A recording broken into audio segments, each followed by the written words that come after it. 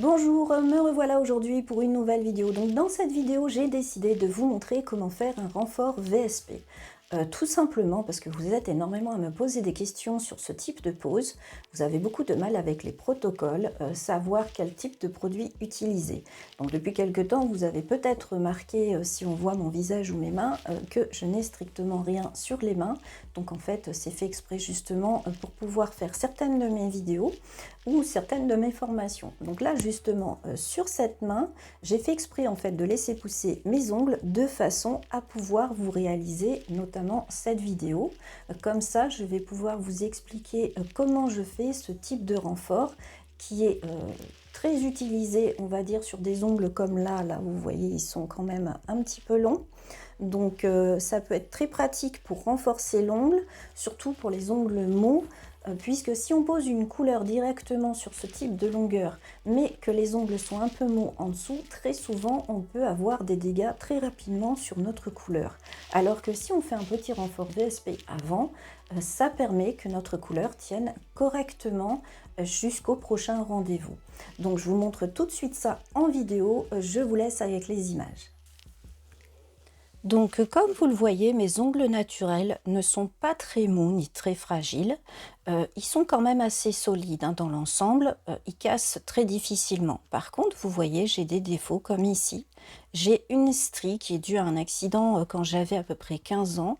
Comme ma matrice est abîmée, eh bien mon ongle pousse toujours comme ça.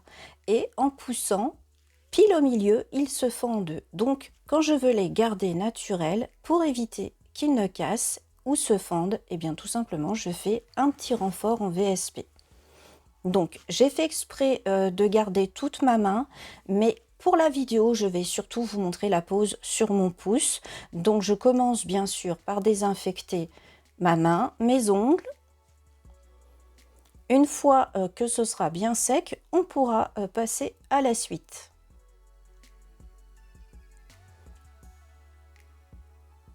Donc pour la suite, eh bien c'est tout simple, je vais prendre un petit bâtonnet de buis pour repousser les peaux sur tout le contour. Donc moi j'ai pas grand chose puisque même quand je fais pas mes ongles, je n'ai pas énormément de peau. Mais je pousse quand même pour justement dégager le contour avant de nettoyer toute cette zone. Donc ensuite, pour nettoyer le contour, je vais tout simplement prendre un petit embout tulipe et je vais gratter tout le contour pour bien nettoyer toutes les petites peaux qui sont collées sur l'ongle. Parce qu'on ne le voit pas, mais il y a toujours des petites peaux qui restent collées sur la surface de l'ongle. Et si on ne les enlève pas correctement, eh bien forcément, on finit par avoir des décollements. Et donc, avec des décollements, notre pose ne tient pas. Donc, on fait bien attention à enlever toutes ces petites peaux. En grattant, on en profite en même temps pour par exemple lisser le contour si besoin. Donc moi j'ai toujours plein de petites peaux mortes sur le contour, donc j'en profite. Je change le sens de rotation de ma ponceuse pour faire le deuxième côté puisqu'il faut bien aller dans le bon sens, il faut aller vers l'extérieur.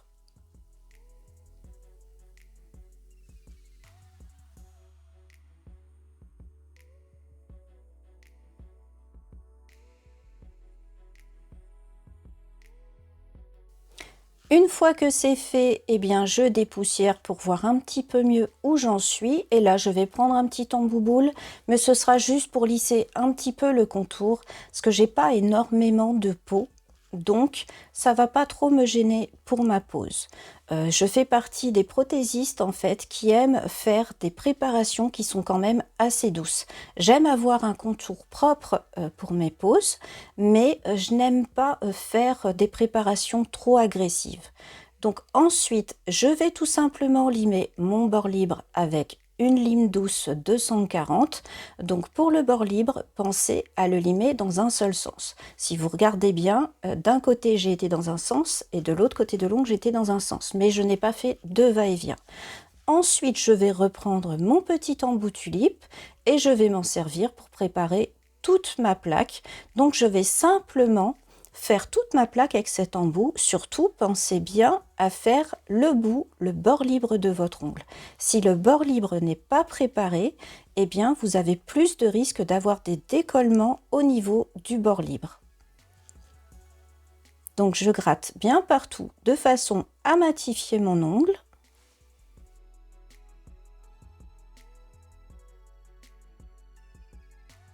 Une fois que j'ai fait toute ma main, je peux passer à la suite. Donc je dépoussière bien correctement.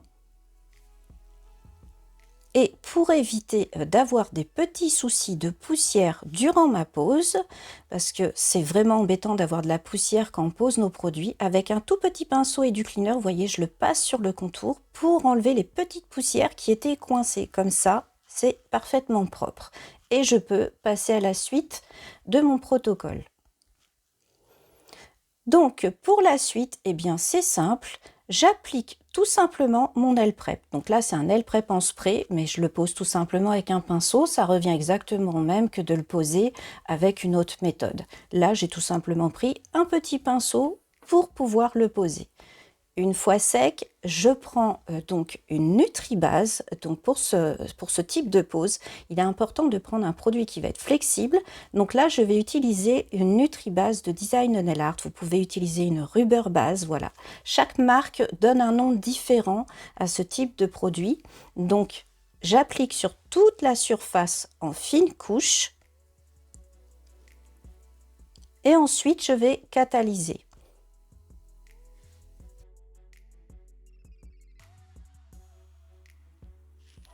Donc pour celles qui se posent des questions, pourquoi nous devons utiliser ce type de produit pour réaliser un renfort VSP? C'est tout simplement parce qu'il nous faut un produit qui soit tout simplement souple, vraiment flexible, de façon à suivre les mouvements de l'ongle naturel quand il pousse. Donc notre ongle, quand il pousse, on ne s'en rend pas compte, mais la plaque, elle bouge légèrement, donc il faut absolument un produit qui soit adapté à ce type d'ongle, de façon à ce que quand il va pousser et qu'il va prendre un petit peu de longueur, eh bien notre produit suive, et ça va éviter qu'au niveau de notre bord libre, la matière se décolle tout simplement de l'ongle naturel. Donc je vais tout simplement avec ce produit poser donc une fine couche par-dessus la couche qui était catalysée en base. Donc ça, c'est pour créer une surface qui va être glissante. Et une fois que cette surface glissante va être faite, je vais reprendre un peu de produit et cette fois, je vais poser une petite boule pour créer comme un petit apex. Donc léger puisqu'on est sur du renfort VSP. Vous voyez, je pose une goutte et je l'étire. Je la laisse travailler et ensuite, pour accélérer un petit peu le travail, je prends un petit pinceau pour aider à bien placer la matière.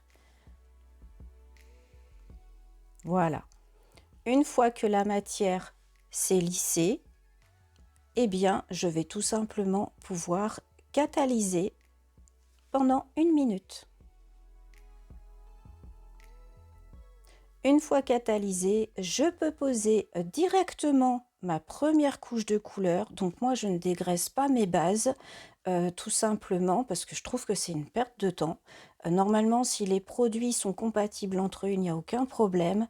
Il n'y a pas de souci avec la couleur. Donc, on pose une première couche de couleur de façon à ce qu'elle soit le plus fin possible. Il faut éviter de poser des couches épaisses, donc on pose des couches fines, on lisse de façon à éviter d'avoir des défauts, et bien sûr pour faire le contour correctement, on n'hésite pas à s'aider d'un petit pinceau de détail pour bien faire tout notre contour.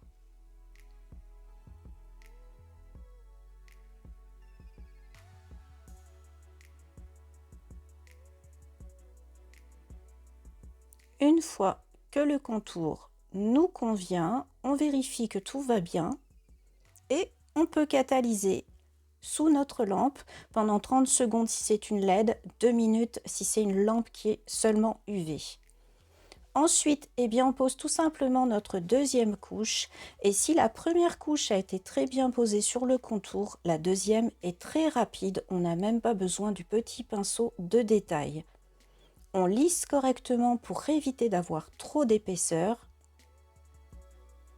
Et une fois que ça nous plaît, on catalysera de nouveau.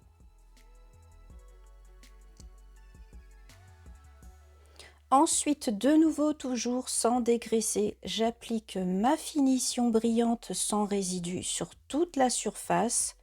Je fais bien attention à ce qu'il n'y ait ni de poussière, ni de petits défauts. Je la lisse correctement.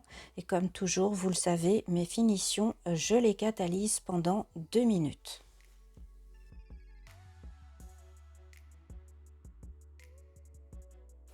Une fois que notre finition est posée sur tous les ongles, donc j'en profite pour vous montrer toute la main, et bien on va pouvoir passer aux petits détails. Donc avant, on avait tendance à border notre couleur pour qu'on ait une finition parfaite. Le problème quand on borde, c'est que souvent avec les micro-chocs que l'on se met sur les ongles, ça a tendance à créer des petits éclats sur le bord libre, donc c'est dommage. Donc là, on va prendre une lime douce, 240, et on va passer un petit coup de lime sur tout notre contour pour enlever les petits résidus de couleur sur le contour. Attention à bien positionner votre lime pour ne pas limer votre couleur. Là, le but, c'est vraiment juste enlever les petits points de couleur qu'il pourrait y avoir au niveau de l'ongle, de façon à éviter des éclats. Une fois qu'on a fait tous nos contours, eh bien on dépoussière correctement tous nos ongles.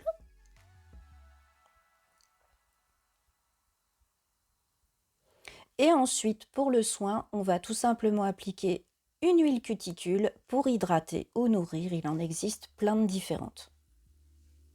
Et voilà, c'est fini. J'espère que cette vidéo vous aura plu. Bien sûr, si vous avez des questions, n'hésitez pas à les poser en commentaire. Comme toujours, j'y répondrai dès que possible.